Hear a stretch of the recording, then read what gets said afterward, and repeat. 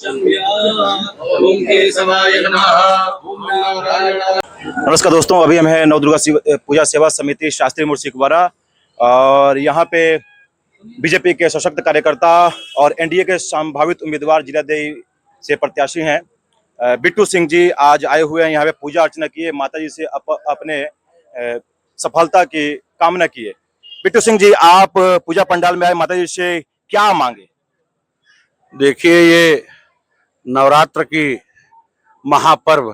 ये चल रहा है। ऐसे में पूरा देश, बिहार सिवान सहित पूरा देश माँ के जयकारे से गूंज रहा है। और एक ऐसा त्योहार साल में आता है कि 9 दिन तक माँ के जयकारे के साथ, माँ के उद्घोष के साथ हम लोग माँ की पूजा अर्चना में पूरे लीन रहते हैं। और आज उसी क्रम में यहाँ पर माँ का जो है प्रतिमा यहाँ पर रख करके और विधिवत पूजा यहाँ पर 9 दिन का हो रहा है। और आज हमारा सौभाग्य था,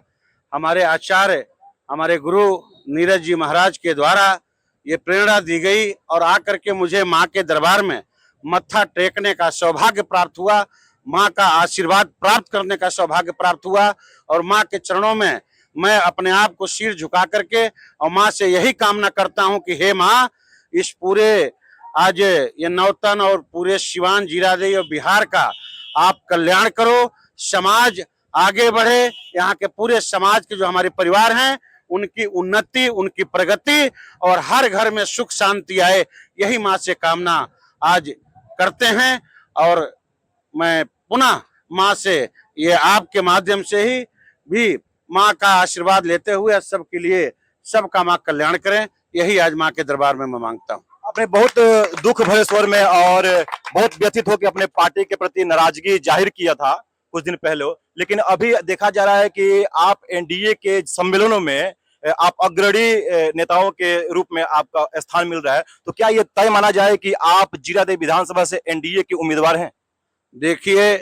भारतीय जनता पार्टी के एक कार्यकर्ता के रूप में हम लोग काम करते हैं और भारतीय जनता पार्टी में आंतरिक लोकतंत्र है। जैसे और दल है वो किसी परिवार का दल है, भारतीय जनता पार्टी किसी के परिवार का दल नहीं है, यहाँ आंतरिक लोकतंत्र है। और मुझे जो तकलीफ था, मुझे जो कष्ट था, वो आंतरिक लोकतंत्र के नाते, पार्टी के कार्यकर्ता होने के नाते मुझे अपनी आवाज, मुझे वेदना उठाने का मुझे अधिकार था। और मैं अपने परिवार में जब अपनी वेदना को प्रकट किया, अपने कष्ट को उजागर किया, तो मैं धन्यवाद देना चाहता हूं अपने शीर्ष नेतृत्व को कि ये यहाँ की कार्यकर्ताओं की और जीरादेई विधानसभा के भारतीय जनता पार्टी के कार्यकर्ता आम आवाम की दर्द को समझ करके उन्होंने इस बात को समझा और पटना में बुला करके यहाँ की दर्द को बाखूबी बैठ के बात करके उन्होंने इस चीज को समझने का काम किया। इसलिए मैं अपने प्रदेश के जो नेतृत्व हैं, जिन्होंने हम लोग की भावना को समझ करके हम लोग की भावना का आदर का सम्मान करने का काम किया, मैं ऐसे शीर्ष नेतृत्व का आभार प्रकट करते हुए धन्यवाद देता हूं। और मुझे विश्वास है